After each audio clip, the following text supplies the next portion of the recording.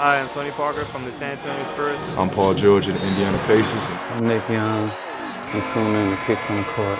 Hey again, everybody, and welcome back to the latest Kicks on Court Weekly Recap. I'm your host, George Kill, and on today's show, we examine Carmelo Anthony's latest signature shoe, the Jordan Melo M10, in our review report segment. We'll have that ahead, plus first-time All-Star DeMar DeRozan gives us some sneak peek recommendations in regards to NBA players. But first, let's check out the week in award season sneakers. You know, Grammy week, award season. Let's check it out. Grammy week saw Carmelo Anthony debuting a metallic gold Jordan Melo M10 and Ray Allen, Jeff Green, and Gerald Wallace wearing gold editions of the Air Jordan 28 SE. Steph Curry dropped 38 points in a gold and red Under Armour Anatomic Spawn PE, while Kent Bazemore wore the low-top version, and the gold Adidas Crazy One was sported by Wes Johnson and Kenneth Fareed. We also spotted Robin Lopez in a self-created one-of-one Adidas Crazy One called the Midas Airs. Now, we visited the homes of a number of professional basketball players, including Josh Childress, Nick Young, and Steven Jackson by way of our sneak peek column. However, DeMar DeRozan, a former sneak peeker himself, says there's a few NBA players we might be overlooking. I did Jared Jack. I haven't did Jared Jack. Jared Jack got some shoes. I recommend y'all should do him. Jared Jack got some kicks. Rudy Gay. He got some kicks, but he don't know his kicks like that, but he got kicks. Yeah. I do Derrick Williams.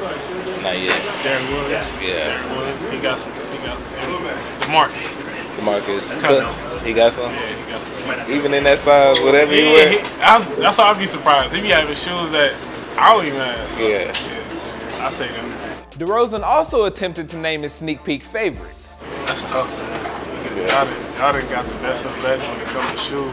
Yeah. It's hard to rank them. You know, everybody got different styles of Jordans. Everybody got different retros and everything. I don't know. It's hard to rank. Yeah. That's what you should have did. You should have had the fans rank it. Right, you know, make it rank. See how it come up. Well, gold wasn't the only color we saw in the past 7 days, so let's now check out more Kicks on Court highlights from the week. Kevin Durant and LeBron James faced off in new PE colorways of their latest signature shoes, with the latter also debuting the graffiti LeBron 11.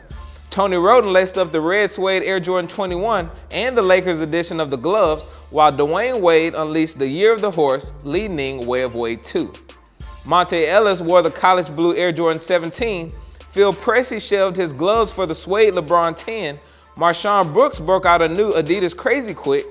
Iman Shumpert shined in the yellow Adidas Crazy One, and Terrence Ross became the first player to wear the Dornbecker Air Jordan 10. We also noticed Andre Iguodala following in Nick Young's footsteps with the wear of the soon-to-be-released Nike Kobe 9. At the beginning of January, we kicked off our brand new segment for the month called the Review Report. So far, we featured the Jordan CP37, the Under Armour Anatomic Spawn, and the Air Jordan 28 SE. For our last review report, we head to the hardwood with the Jordan Melo M10. All right, guys, the Jordan Melo M10 is Carmelo Anthony's 10th signature shoe, and it first released earlier this month on January 4th, I believe, for $165. This month alone, we've seen Anthony in 6 colorways of the M10, including the award season PE, the Black History Month pair, and the dark powder blue version, which is tested here. The Melo M10 is obviously of the same lineage as the Air Jordan 28 and the Air Jordan 28 SE, in that it too features a responsive flight plate, but there are differences here. There's a very large zoom unit in the heel, and for some reason, you can feel the cushion much more in this area than in the 28 and the 28 SE. It seems to have more impact protection, which is ideal for returning to the surface from quick jumps. And it also features heel notches, which help keep the heel in place, and makes use of an extremely supportive TPU heel counter instead of the carbon fiber on the 28 and the 28 SE. I prefer the previous 2 models over the Melo M10 in regards to the lockdown and fit.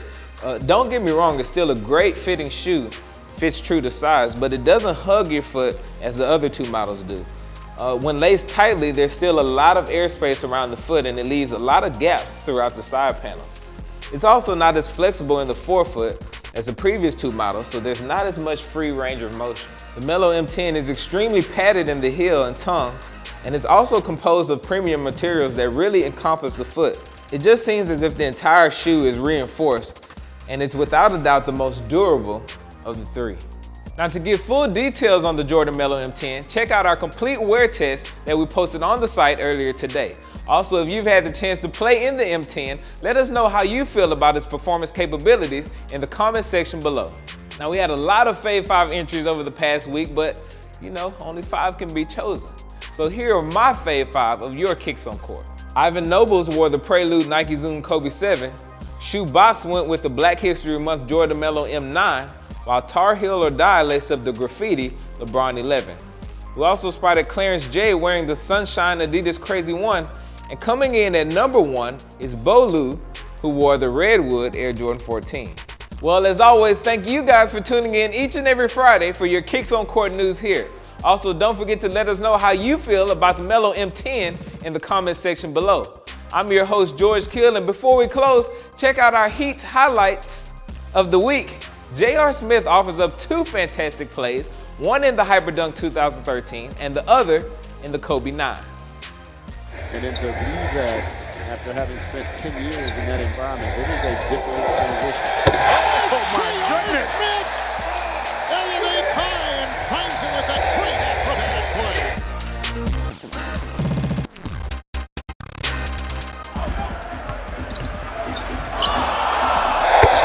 Goodness. He got him down and then he went up. Is that the second time we've seen that from JR tonight?